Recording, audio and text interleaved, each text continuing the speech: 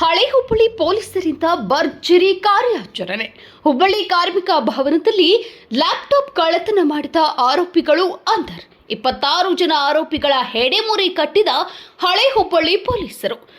ಕಟ್ಟಡ ಕಾರ್ಮಿಕರ ಮಕ್ಕಳಿಗೆ ಹಂಚಿಕೆ ಮಾಡಲು ತಂದಿಟ್ಟಿದ್ದ ಲ್ಯಾಪ್ಟಾಪ್ ಎಗರಿಸಿ ಪರಾರಿಯಾಗಿದ್ದ ಕದೀಮ್ರಾವ್.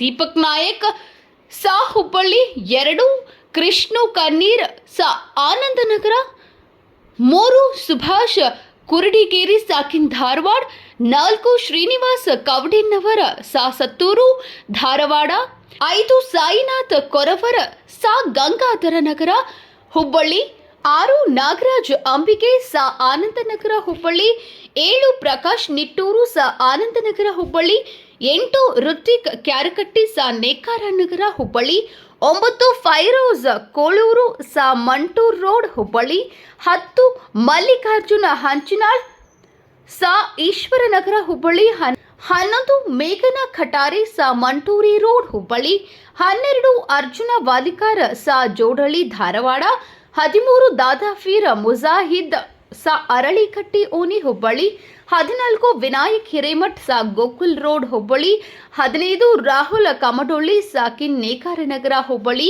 16, ಅಬಿ ಚಲವಾದಿ ಸಾಕಿನ್ ನೇಕಾರನಗರ ಹುಬ್ಬಳ್ಳಿ 17, ಮಹಾಂತೇಶ್ ಇಚಾರದ್ ಸಾ ಮಂಟೂರು ಹುಬ್ಬಳ್ಳಿ 18, ಸುನಿಲ್ ಹುಬ್ಬಳ್ಳಿ ಸಾ ನರಸಾಪುರ ಗದಗ್ 19, ಪ್ರಜ್ವಲ್ ಬಾಗಲಕೋಟ್ ಸಾ ಗದಗ್ 20, ಹರೀಶ್ ಸಗಡಿ ಸಾ ಹುಬ್ಬಳ್ಳಿ 21, ರಂಜಾನ್ ಹಂಪಿಹೊಳಿ ಸಾ ಹುಬ್ಬಳ್ಳಿ 22, ಮಂಜುನಾಥ್ ಕ್ಯಾರಕಟ್ಟಿ ಸಾಕಿನ್ ಮಂಟೂರ್ ರೋಡ್ ಹುಬ್ಬಳ್ಳಿ 23, ನಾಗರಾಜ್ ಸರ್ವೀಸ ಗೋಕುಲ್ ಹುಬ್ಬಳ್ಳಿ 24, ದರ್ಶನ್ ಲಗಟಗೇರಿ ಸಾಕಿನ್ ಉನ್ಕಲ್ 25, ಚನ್ನಬಸಪ್ಪ ಬಿಸರಳ್ಳಿ ಸಾಕಿನ್ ಬೇಗೂರ್ ಕಲಘಟಗಿ 26, ರೇಣುಕಾ ಬಿಸರಳ್ಳಿ ಸಾಕಿನ್ ಬೇಗೂರು ಕಲಘಟಗಿ ಬಂಧಿತ ಆರೋಪಿಗಳು.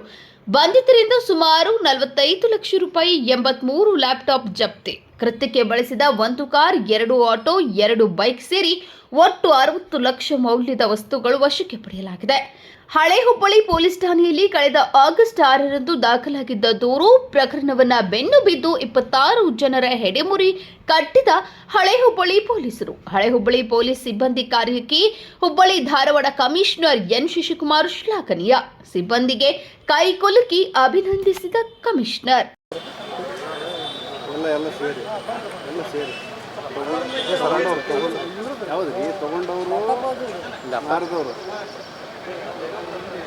ಹೌದು ರೀ, ಲ್ಯಾಪ್ಟಾಪ್ ಮತ್ತು ಇನ್ಯಾರು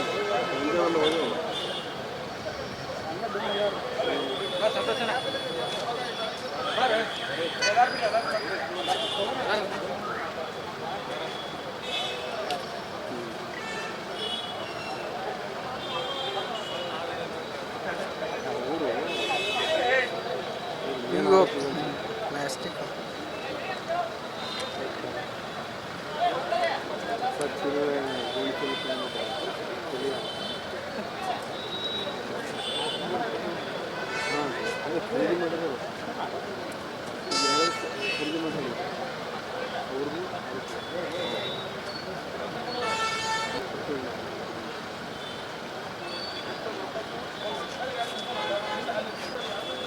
ಕಡೆ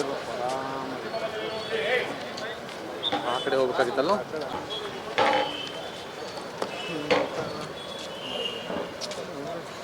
ಪುರಿ ತನಕ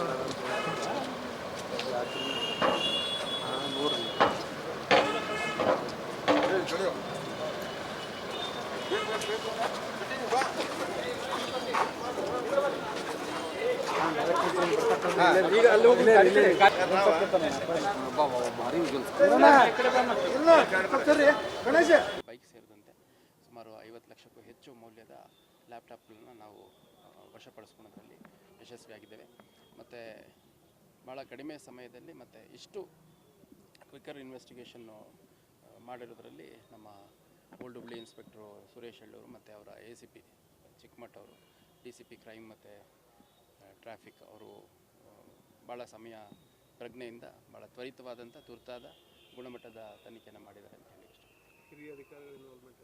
ಹಿರಿಯ ಅಧಿಕಾರಿಗಳ ಇನ್ವಾಲ್ವ್ಮೆಂಟು ಇದನ್ನು ಕದಿಯೋದ್ರಲ್ಲಾಗಲಿ ಅಥವಾ ಮತ್ತು ಮಾರೋದ್ರಲ್ಲಾಗಲಿ ಅದ್ರ ಬಗ್ಗೆ ಇರುವಂಥದ್ದು ನಮಗೆ ತನಿಖೆಯಲ್ಲಿ ಕಂಡು ಬಂದಿಲ್ಲ.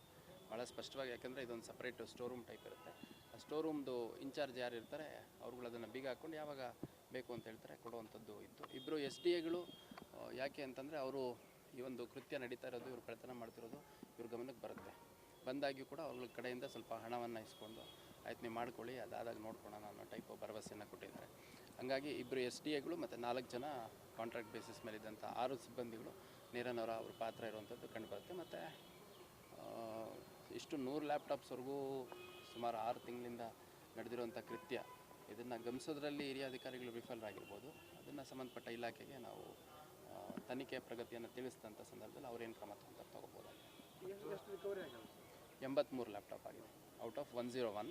ಇನ್ನು ಉಳಿದದ್ದು ಕೂಡ ಅದರಲ್ಲಿ ಏನಾಗಿದೆ, ಇವನು ಆರೋಪಿಗಳು ಹೇಳುವಂಥದ್ದು ಮತ್ತು ಯಾರದನ್ನು ಕೆಲವು ಇದರಲ್ಲಿ ಪ್ರಮುಖವಾಗಿ ಕೆಲವು ಆರೋಪಿಗಳು ಒಬ್ಬನೇ ಆರೋಪಿಗೆ 10, 12, 8 ಈ ಥರ ಎಲ್ಲ ಲ್ಯಾಪ್ಟಾಪ್ಸನ್ನು ಕೊಟ್ಟಿರುವಂಥದ್ದಿದೆ. ಅವ್ರು ಹೇಳೋ ನಂಬರ್ ಇವ್ರು ಹೇಳೋ ನಂಬರಲ್ಲಿ ಸ್ವಲ್ಪ ವ್ಯತ್ಯಾಸ ಇದೆ. ಇವ್ರು ಕೊಟ್ಟಿರೋರು ಹೇಳ್ತಾರೆ ನಾನು 10 ಕೊಟ್ಟಿದ್ದೀನಿ ಅಂತ, ಅವ್ನು ಇಸ್ಕೊಂಡಿರೋನು ಹೇಳ್ತಾರೆ ನನಗೆ 6 ಕೊಟ್ಟಿರೋದು ಅಂತ. ಸೊ ಅವೆಲ್ಲ ಟೆಕ್ನಿಕಲಿ ಕೂಡ ಪತ್ತೆ ಮಾಡಲಿಕ್ಕೆ ಸಾಧ್ಯ ಇದೆ. ಇನ್ನು ಉಳಿದಂಥ ಲ್ಯಾಪ್ಟಾಪ್ಸ್ ಎಲ್ಲಿದ್ದಾವೆ ಅನ್ನೋಂಥದ್ದು ಆದಷ್ಟು ಬೇಗ ಪತ್ತೆ ಮಾಡಲಾಗುತ್ತೆ.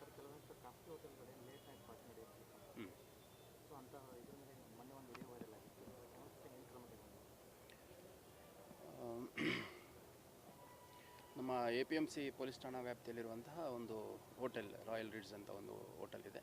ಆ ಹೋಟೆಲಲ್ಲಿ ನಿಯಮ ಬಾಹಿರವಾಗಿ ಸಮಯ ಏನು as per the permission, licence permission ಇದೆ, ಆ ಸಮಯ ದಾಟಿ ಅಲ್ಲಿ ತಮ್ಮ ಎಸ್ಟಾಬ್ಲಿಷ್ಮೆಂಟನ್ನು ಓಪನ್ ಇಟ್ಟಿರುವಂಥದ್ದು, ಮ್ಯೂಸಿಕ್ ಸಿಸ್ಟಮನ್ನು ಪ್ಲೇ ಮಾಡಿರುವಂಥದ್ದು, ಪಾರ್ಟಿಗಳನ್ನು ಆಯೋಜನೆ ಮಾಡಿರುವಂಥದ್ದು ಮತ್ತು ಎಕ್ಸೈಸ್ ಸೇಲ್ಸ್ ಮಾಡಿರುವಂಥದ್ದು. ಸೊ ಅದು ವೈಲೇಷನ್ ಇರೋದರ ಹಿನ್ನೆಲೆಯಲ್ಲಿ ನಮ್ಮ APMC ಪೊಲೀಸ್ ಠಾಣಾ ವ್ಯಾಪ್ತಿಯಲ್ಲಿ ಒಂದು ಪ್ರಕರಣವನ್ನು ದಾಖಲು ಮಾಡ್ಕೊಂಡಿದ್ದೀವಿ. ಪ್ರಕರಣ ದಾಖಲು ಮಾಡಿಕೊಂಡು ಆ ಒಂದು ಹೋಟೆಲ್ಗೆ ಸಂಬಂಧಪಟ್ಟಂಥ DVRನ್ನು ನಾವು ಸೀಸ್ ಮಾಡಿಕೊಂಡು ತನಿಖೆಯನ್ನು ಮಾಡ್ತಾಯಿದ್ದೀವಿ. ಅದರಲ್ಲಿ ಮುಖ್ಯವಾಗಿ ನಮಗೆ ಸದ್ಯದ ಮಾಹಿತಿ ಪ್ರಕಾರ ಕಂಡು ಬಂದಿರುವಂಥದ್ದು, ಒಂದು ಅಕ್ಕಪಕ್ಕದವರು ಭಾಳಷ್ಟು ಜನ ಅಲ್ಲಿ ಲೇಟ್ ನೈಟ್ ಕೂಡ ವೆಹಿಕಲ್ಸ್ ಓಡಾಡೋದ್ರಿಂದ ಅಲ್ಲಿ ನಮಗೆ ತೊಂದರೆ ಆಗುತ್ತೆ ಅನ್ನುವಂಥದ್ದು, ಮತ್ತು ಮ್ಯೂಸಿಕ್ ಸಿಸ್ಟಮನ್ನು ಪ್ಲೇ ಮಾಡ್ತಾರೆ, ಅದರಿಂದ ಸುತ್ತಮುತ್ತ ಸೌಂಡ್ ಪೊಲ್ಯೂಷನ್ ಆಗುತ್ತೆ ಅನ್ನುವಂಥದ್ದು. ಅದ್ರ ಜೊತೆಗೆ ಕುಡಿದು ಕಾರ್ಗಳಲ್ಲಿ ಹೋಗಿರೋವಂಥವ್ರು ಕುಡಿದು ವಾಹನ ಚಲಾವಣೆ ಮಾಡ್ತಾರೆ ಅನ್ನೋಂಥದ್ದು. ಈ ಹಿಂದೆ ಒಬ್ಬರು ನಮ್ಮ DCP ಇದ್ದಂಥ ಸಂದರ್ಭದಲ್ಲಿ ಕೆಲವೇ ದಿನಗಳಲ್ಲಿ ಸುಮಾರು 60ಕ್ಕೂ ಹೆಚ್ಚು drunk and driven DD cases ಅಂತ ಹೇಳ್ತೀವಿ, ಅದನ್ನು ಹಾಕಿದ್ದು ಕೂಡ ನಮಗೆ ಬಂದಿತ್ತು. ಅದ್ರ ಜೊತೆಗೆ DVRಗಳಲ್ಲಿ ಭಾಳ ಸ್ಪಷ್ಟವಾಗಿ 2 ಗಂಟೆ 3 ಗಂಟೆವರೆಗೂ ಅಲ್ಲಿ ಪ್ರೋಗ್ರಾಮ್ಗಳನ್ನ ನಡೀಲಿಕ್ಕೆ ಬಿಟ್ಟಿರುವಂಥದ್ದು, ಮತ್ತು ಅಲ್ಲಿ ಲಿಕ್ಕರ್ ಸೆಲ್ ಮಾಡಿರುವಂಥದ್ದು. ಇವಾಗ ಸಪೋಸ್ 11 ಅಥವಾ 12 ಗಂಟೆ ಅವ್ರಿಗೇನು ಪರ್ಮಿಷನ್ ಇರುತ್ತೆ ಅದನ್ನು ಮೀರಿ ಕೂಡ 1.5-2 ಗಂಟೆ ಸಮಯದಲ್ಲೂ ಕೂಡ ಅಲ್ಲಿ ಇರೋವಂಥವ್ರಿಗೆ ಲಿಕ್ಕರ್ ಸರ್ವ್ ಮಾಡಿರುವಂಥದ್ದು ನಮ್ಮ ಗಮನಕ್ಕೆ ಬಂದಿದೆ. ಸೊ ಆ ಪ್ರಕಾರ ನಾವು ಒಂದು ಪ್ರಕರಣವನ್ನು ದಾಖಲು ಮಾಡ್ಕೊಂಡಿದ್ದೀವಿ. KP ಆ್ಯಕ್ಟ್ ಮತ್ತು BNS ಅಡಿಯಲ್ಲಿ ಒಂದು ಪ್ರಕರಣನ ದಾಖಲು ಮಾಡ್ಕೊಂಡಿದ್ದೀವಿ. ಇನಿಷಿಯಲಿ NC ಇದ್ದು ಇದು ಮಾಡಿದ್ರೆ ಅಲ್ಲ, NC ಇದ್ದು FIR ಮಾಡಿದ್ದಲ್ಲ, ಪ್ರಾರಂಭದಲ್ಲಿ ಅದು NC ಕೇಸ್ ಆಗಿ ನಾನ್ ಕಾಗ್ನಿಸಬಲ್ ಕೇಸ್ ಆಗಿ ನಾವು ದಾಖಲು ಮಾಡ್ಕೊಂಡು ನಂತರ ಕೋರ್ಟ್ ಪರ್ಮಿಷನ್ ತೊಗೊಂಡು FIR ಮಾಡಿರುವಂಥದ್ದು. ಅದ್ರ ಜೊತೆಗೆ ಅಬಕಾರಿ ಇಲಾಖೆಗೆ ಕೂಡ ಇವ್ರದ್ದೇನು ಟೈಮ್ ವೈಲೇಷನ್ ಆಗಿದೆ ಅದ್ರ ಬಗ್ಗೆ ರಿಪೋರ್ಟನ್ನು ಕೊಡುವಂಥದ್ದು, ಮತ್ತು ಮುಂದುವರೆದು ನಮಗೇನು ಇಲಾಖೆ ಒಳಗಡೆ ಕ್ರಮ ಕೈಗೊಳ್ಳಲಿಕ್ಕೆ ಸಾಧ್ಯತೆ ಇದೆ ಅದನ್ನು ಕೂಡ ಕೈಗೊಳ್ಳಲಾಗುತ್ತೆ. ಇದು ಫ್ಲೈಓವರ್ ಸಂಬಂಧಪಟ್ಟ ಮತ್ತೊಬ್ಬ ಆರೋಪಿ, ಫ್ಲೈಓವರ್ ಸಂಬಂಧಪಟ್ಟಂತೆ ಹೆಸರೇನೊಂದು ನವೆಂಬರ್ 10ನೇ ತಾರೀಕು ಒಂದು ಫ್ಲೈಓವರ್ ಅಲ್ಲಿ ಕೆಲಸ ನಡೀತಿದ್ದಂಥ ಸಂದರ್ಭದಲ್ಲಿ ಒಂದು ಪೈಪ್ ಕೆಳಗಡೆ ಬಿದ್ದಂಥ ಸಂದರ್ಭದಲ್ಲಿ ನಮ್ಮ ASI ಅವರು ಪೆಟ್ಟಾಗಿ ಆಸ್ಪತ್ರೆಗೆ ಸೇರಿದರು. ನಂತರ ಅವರು ಮೃತ ಹೊಂದಿದ್ರು. ಆ ಒಂದು ಪ್ರಕರಣದಲ್ಲಿ ಒಟ್ಟು 11 ಜನರನ್ನು ನಾವು ಅರೆಸ್ಟ್ ಮಾಡಿದ್ವಿ. ಮುಂದುವರೆದು ಇನ್ನೊಬ್ಬ ವಿಕಾಸ್ ಶರ್ಮಾ ಅನ್ನುವಂಥವನು, ಇವನು ಮೂಲತಃ ಹರಿಯಾಣ ರಾಜ್ಯಕ್ಕೆ ಸೇರಿದಂಥವನು. ಇವನು ಈ ಒಂದು ಪ್ರಕರಣದ ಪ್ರಮುಖ ಸ್ಟೇಕ್ ಹೋಲ್ಡರ್, ಅಂದರೆ ಅವನು ಮೂಲ ಯಾರು ಜಂಡು ಕನ್ಸ್ಟ್ರಕ್ಷನ್ಸ್ ಇದ್ದರು ಅವರಿಂದ ಇವನು ಫರ್ದರ್ ಇವನಿಗೆ ಅದನ್ನು ಅವರು ಡೆಲಿಗೇಟ್ ಮಾಡಿದರು ಅನ್ನೋಂಥದ್ದು. ವಿಕಾಸ್ ಶರ್ಮಾ ಅನ್ನೋಂಥವನ್ನ ವಶಕ್ಕೆ ತೊಗೊಂಡು ವಿಚಾರಣೆಗೆ ಒಳಪಡಿಸಿ ಅವನು ಲೋಪ ಕಂಡು ಬಂದ ಹಿನ್ನೆಲೆಯಲ್ಲಿ ಅವನ್ನ ಅರೆಸ್ಟ್ ಮಾಡಲಾಗಿದೆ. ಉಳಿದ ಆರೋಪಿಗಳೇನಿದ್ದಾರೆ ತಲೆಮರೆಸ್ಕೊಂಡಿದ್ದಾರೆ. ಅವ್ರನ್ನ ಪತ್ತೆ ಮಾಡಲಿಕ್ಕೆ ನಮ್ಮ ಒಂದು ತಂಡ ದೆಹಲಿಯಲ್ಲಿ ಬೀಡು ಬಿಟ್ಟಿತ್ತು ಮತ್ತು ಬೇರೆ ಬೇರೆ ಜಾಗಗಳಲ್ಲಿ ಕೂಡ ಹುಡುಕುವಂಥ ಕೆಲಸ ಮಾಡಿದೆ. ತನಿಖೆ ಮುಂದುವರೆದಿದೆ.